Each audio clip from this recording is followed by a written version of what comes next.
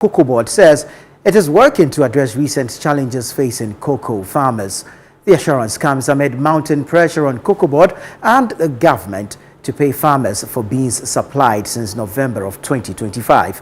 The minority in Parliament had warned that continued delays risk plunging farmers and the wider cocoa industry into crisis.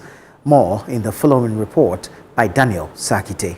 At a media briefing in Accra, Chief Executive Officer of COCOBOD, Dr. Randiabe, acknowledged the difficulties facing farmers, attributing the situation partly to liquidity constraints. He said COCOBOD, together with government and key stakeholders, is taking steps to stabilize the sector and address the payment backlog. As I speak to you, we have sold over 530,000 of a crop. We have another under 50,000 that we are yet to find buyers for, and that is when the buyers started shifting. So there's a high possibility that for many of the farmers who complain that they have not been paid for their beans, the beans could be in this category.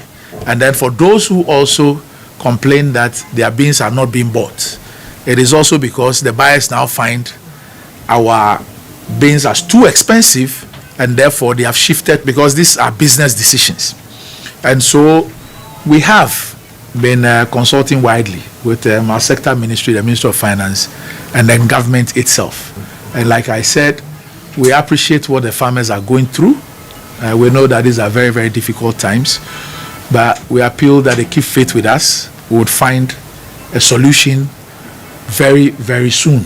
Dr. Randiabe also revealed that COCOBOD is exploring new financing model aimed at reducing raw cocoa exports and strengthening value addition. So we, together with the Ministry of Finance and government, have been thinking through a new funding model.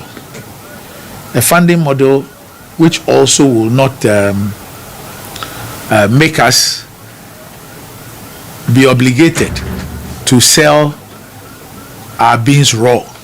Because under the syndication, you would have to sign contracts for the raw beans.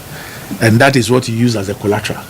And therefore, if, for example, you were going to do 600,000 tons and you were committing 500,000 tons to sell to buyers as raw beans, how can you in the same breath be speaking about value addition when you know that you are committing about 70-75% of your crop to go as raw beans? Dr. Randiabe also dismissed reports that funds meant for purchasing cocoa from farmers were diverted to procure vehicles, describing the claims as inaccurate. This sample residue fund, which is an IGF, which is shared 50-25-25 amongst COCOBOD and its division 50, CMC 25, QCC 25.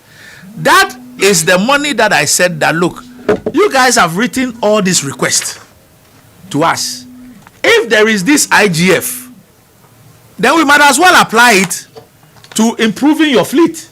The Ghana COCOBOD has given firm assurances that it will address concerns of cocoa farmers to ensure sustainability of the sector. For ChannelOne News, I am Daniel Sakite.